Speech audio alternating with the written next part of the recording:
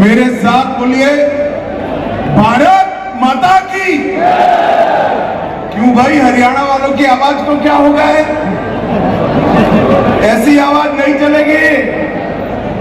मोदी जी तक आवाज जानी चाहिए कि हरियाणा में फिर से 10 की 10 सीटें पर कमल खिलने वाला है।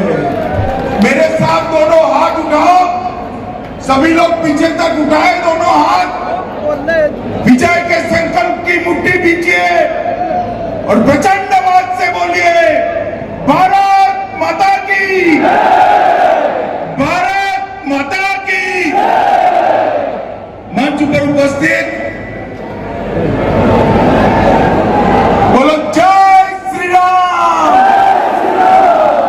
मंच पर उपस्थित हरियाणा के सम्माननीय मुख्यमंत्री श्रीमान मनोहर लाल खट्टर जी, हमारे प्रदेश भारतीय जनता पार्टी के अध्यक्ष और मेरे मित्र श्रीमान धनखड़ जी, हमारे गृह मंत्री श्रीमान अनिल विज जी, श्री गजेंद्र शेखावत जी, त्रिपुरा के पूर्व मुख्यमंत्री और हरियाणा के प्रभारी भाई विप्लव देव जी, श्री कंवरपाल गुर्जर जी, रणजीत सिंह चौटाला जी, ओम प्रकाश, श्री सुभाष बराला जी, मेरे साथ दिल्ली से आए हैं, सिरसा जी खड़े हो जाइए।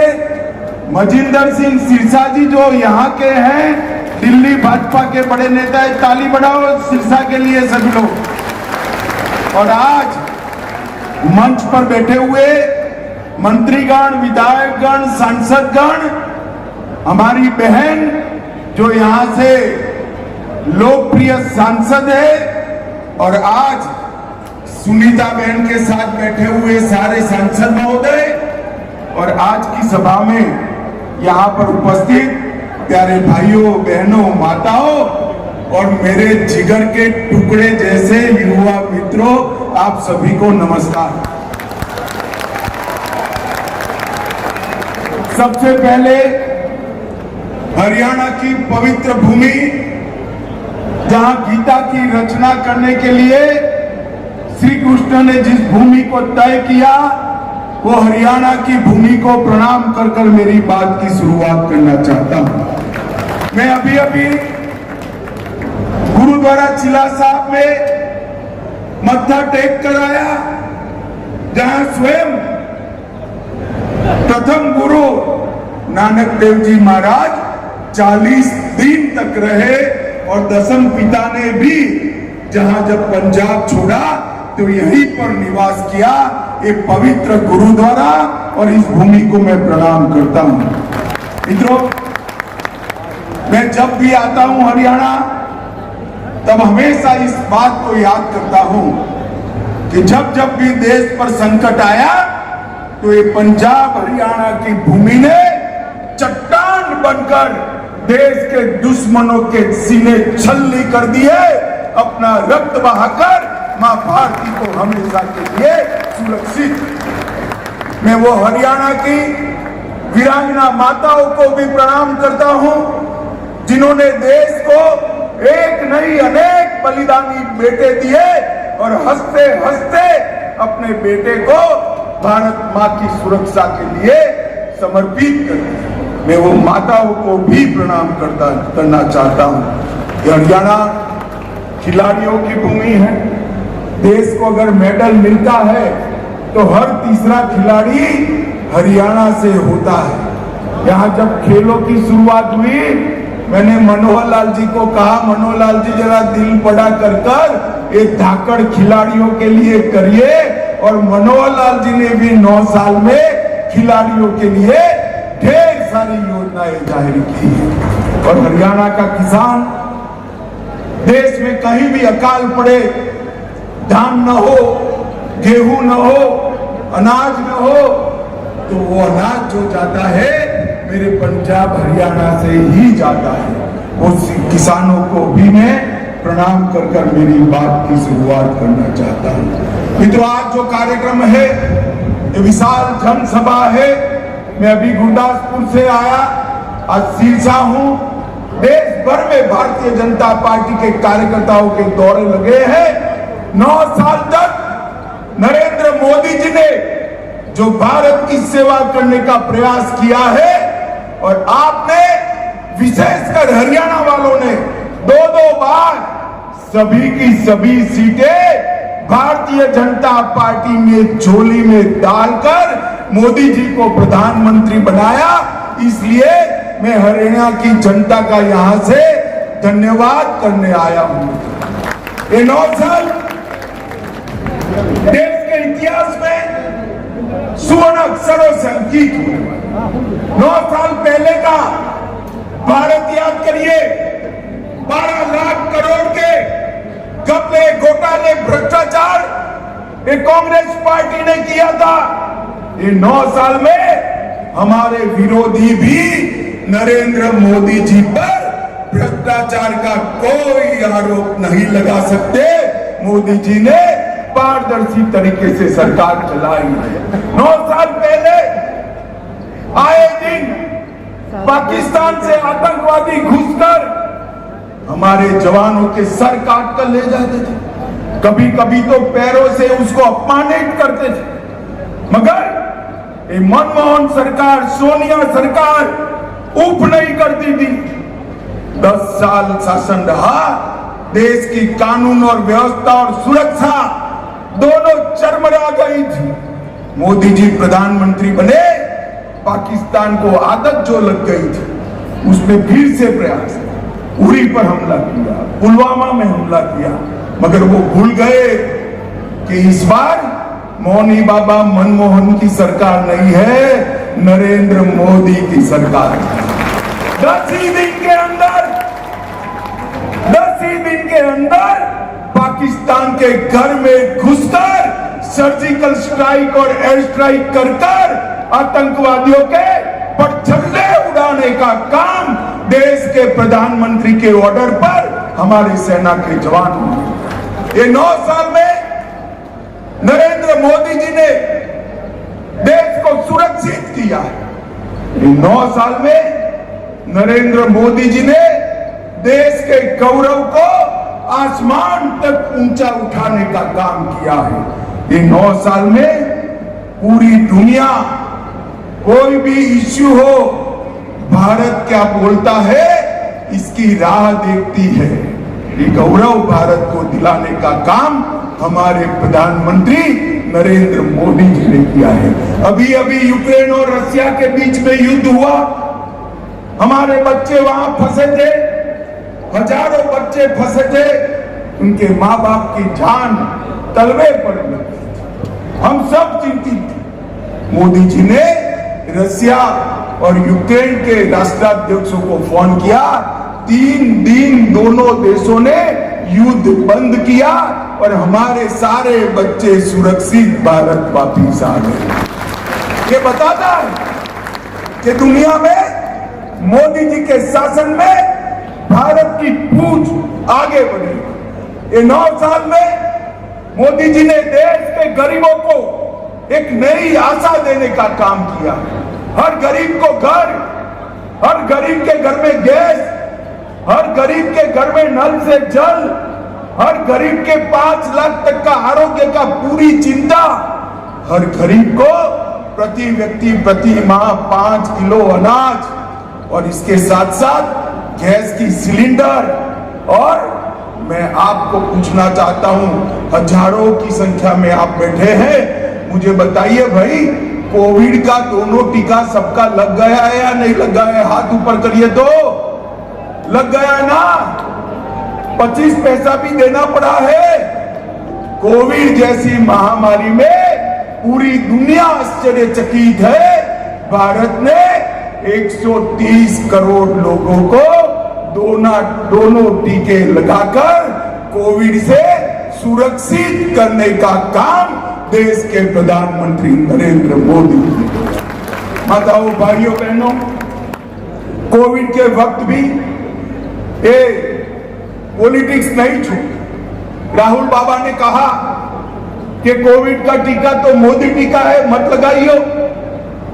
मगर किसी ने नहीं सुनी उनकी, सबने टीका लगाया। अंत में वो भी एक दिन रात को अंधेरे में टीका लगाकर आ गए। मित्रों, जो कांग्रेस पार्टी भ्रष्टाचार कर रही थी, जो देश को सुरक्षित नहीं रख पाई थी, उसने कोविड जैसी महामारी के समय भी राहुल बाबा एंड कंपनी ने पॉलिटिक्स करना नहीं छोड़ी।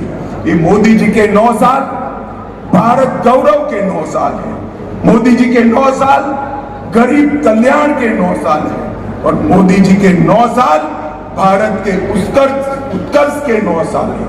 मित्रों, आज कोविड के बाद पूरी दुनिया मंदी के चपेटे में है।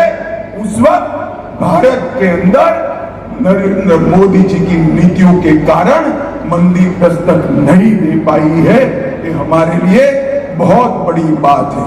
मित्रों, आज नरेंद्र मोदी जी के नेतृत्व में भारत आगे बढ़ा है। मोबाइल का सबसे बड़ा दूसरा उत्पादक बना, ऑटोमोबाइल का तीसरे नंबर का उत्पादक बना और स्टील का सबसे बड़ा उत्पादक बना है। अभी अभी मोदी जी G7 की बैठक में गए, कोई प्रधानमंत्री उनके ऑटोग्राफ मांगता था, कोई राष्ट्राध्यक्ष इनसे अपॉइंटमेंट मांगता था और अफ्रीका गए तो किसी ने तो पैर छूकर आशीर्वाद भी दिए। मित्रों, ये जो सम्मान नरेंद्र मोदी जी को मिला है, वो नरेंद्र मोदी जी का सम्मान नहीं है, ये भारतीय जनता पार्टी का सम्मान नहीं। ये सम्मान जो नरेंद्र मोदी जी को मिल रहा है, विदेशों में मोदी मोदी मोदी मोदी मोदी के नारे लग रहे हैं, ये नारे मोदी जी के सम्मान के लिए नहीं है। ये नारे सिरसा, हरियाणा और भारत के 130 करोड़ की जनता के सम्मान के नारे। मोदी जी ने दुनिया में भारत को आगे बढ़ाया। किसानों के कल्याण की बात हुड्डा साहब करते हैं। हुड्डा साहब को मैं चैलेंज देने आया हूं सिरसा की भूमि पर। हुड्डा साहब, 10 साल आपकी सरकार चली, कितना धान कितना गेहूं खरीदा, हिसाब लेकर आ जाओ आप। सबसे ज्यादा धान, सबसे ज्यादा गेहूं अगर किसी ने खरीदा है, सबसे ज्यादा दाम से खरीदा है, तो नरेंद्र मोदी जी ने खरीदा है। मित्रों, नरेंद्र मोदी जी ने 2023-24 में 260 लाख मैट्रिक टन गेहूं खरीदा और धान 385 लाख मैट्रिक टन करा। सिर्फ इस वर्ष में ही 47,000 करोड़ रुपए का गेहूं खरीदने का काम हुआ है और अब चेक भी आपके अकाउंट में सीधा ही जमा हो जाता है। भैया, बीच में कोई बिचौलिया नहीं आता है। हुड्डा साहब, आपकी सरकार अनेक साल में कभी 6,000 रुपया किसान को सीधा नहीं भेजा। हमारे मनोहर लाल जी ने भावांतर योजना लाई। आप कई साल मुख्यमंत्री बने, भावांतर योजना नहीं लाए। किसानों को क्रॉप परिवर्तन के लिए भी आपने कभी कोई काम नहीं किया। मित्रों, ये हुड्डा सरकार जो थी, ये 3D सरकार थी। 3D का मतलब है, 1D दरबारी, अपने दरबारियों की सरकार थी। दूसरा D दामाद की सरकार थी। कौन सा दामाद, समझ रहे हो ना? अरे समझ रहे हो या नहीं समझ रहे हो? दिल्ली के दामाद की बात कर रहा हूं, समझ रहे हो ना? एक दरबारी, एक दामाद और तीसरे डीलरों की सरकार थी। मनोहर लाल जी ने तीनों डी को समाप्त कर दिया है। मित्रों, मनोहर लाल खट्टर एक प्रकार से पहले पूरे हरियाणा के मुख्यमंत्री थे। पहले मुख्यमंत्री जो होता था वो सिर्फ रोहतक का होता था, रोहतक के अलावे किसी की चिंता नहीं करता था। भारतीय जनता पार्टी की सरकार बनने के बाद मोदी जी की सारी योजनाओं को मनोहर लाल जी ने जमीन पर पहुंचाया और पूरे हरियाणा का विकास करने का काम हमने किया है और हर वर्ग का हमने विकास किया है। हरियाणा का धाकर जवान, धाकर किसान और धाकर खिलाड़ी, ये तीनों देश की शान है मित्रों। और हरियाणा देश का सबसे बड़ा बासमती चावल निर्यात करने वाला राज्य ये 9 साल में बना।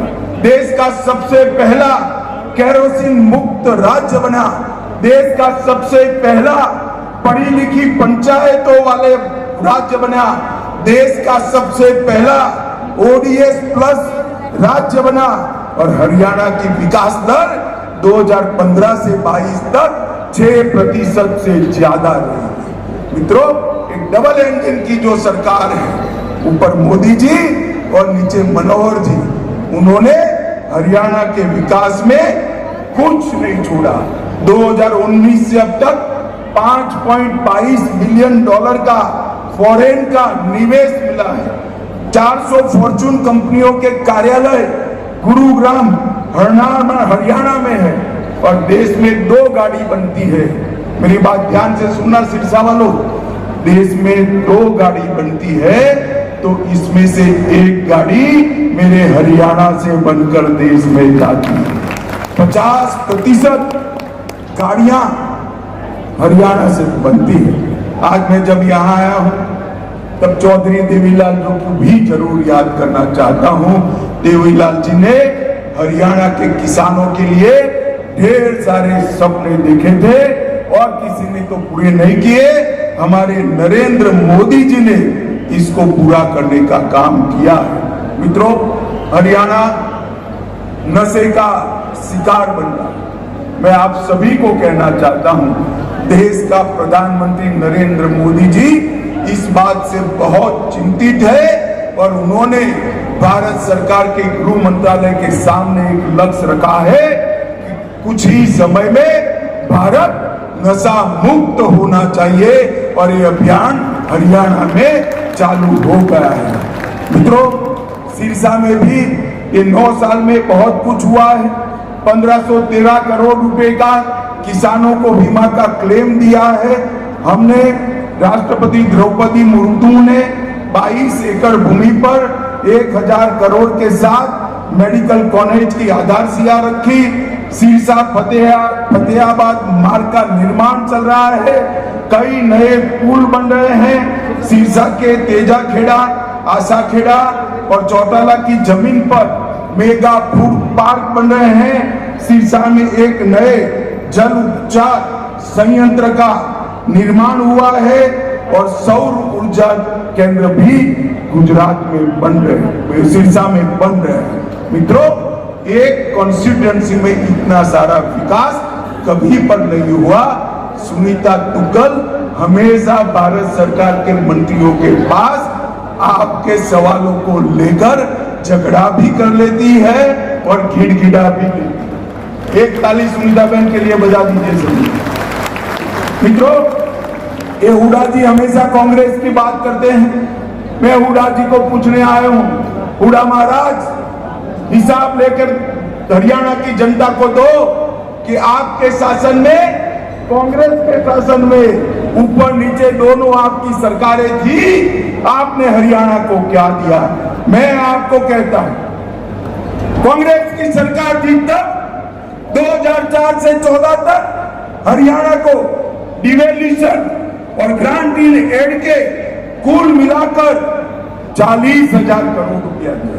कितना दिया था भाई, जरा बोलो तो? 40,000 करोड़। और नरेंद्र मोदी जी ने 40,000 करोड़ से बढ़ाकर 1,30,000 करोड़ रुपया देने का काम किया। 1,30,000 करोड़ रुपया, और वो हमारा हिसाब मांगते हैं। मित्रों, हमने 1400 किलोमीटर नए नेशनल हाईवे बनाए, 17 नए राष्ट्रीय राजमार्ग हरियाणा में घोषित किए, 20,000 करोड़ रुपए से आर्थिक गलियारे की योजना बनाई, 12,150 करोड़ की लागत से सबसे बड़े गुरुग्राम पलवल नूह जिलों से गुजरने वाले एक्सप्रेस वे को बनाया। 4,000 करोड़ की लागत से कुंडली मानेसर पलवल एक्सप्रेसवे का उद्घाटन हो चुका है और इसके साथ साथ 11,000 करोड़ की लागत से खरखोदा में 10 लाख वाहन की प्रति साल क्षमता रखने वाली महानदी का विस्तारीकरण कार्यक्रम हुआ। कई सारी संस्थाएं दी, कैंसर, राष्ट्रीय कैंसर इंस्टीट्यूट 710 बेड, 100 एकड़ भूमि पर श्री कृष्ण आयुष विश्वविद्यालय, भारतीय सूचना प्रौद्योगिकी संस्थान सोनेपत, NID हरियाणा, ढेर सारी संस्थाएं दी। और मित्रों, 20 लाख किसानों को हर साल 6,000 रुपया मिल रहा है। जल जीवन मिशन 30 लाख लोगों के घर में नल से जल पहुंचा है। आयुष्मान भारत के लाभार्थी 82 लाख है। 7.5 लाख शौचालय बन चुके हैं। 1 करोड़ 30 लाख लोगों को फ्री ऑफ कॉस्ट प्रति व्यक्ति 5 किलो अनाज मिल रहा है। प्रधानमंत्री आवास योजना के टोटल 75,000 से ज्यादा घर बने हैं और ढेर सारे काम किए हैं। अंत में मैं एक ही बात कहना चाहता हूं, सिरसा वालों, आप मुझे बताओ, ये कश्मीर जो है वो हमारा है या नहीं? जोर से बोलो भाई, कश्मीर हमारा है या नहीं है? धारा 370 हटनी चाहिए थी या नहीं हटनी चाहिए थी? अब तक किसी ने काम नहीं किया। मोदी जी को आपने 10 की 10 सीटें दे दी, फिर से प्रधानमंत्री बने। 5 मई 2019 को एक ही झटके से धारा 370 को मोदी जी ने समाप्त कर हमेशा के लिए कश्मीर को मारा।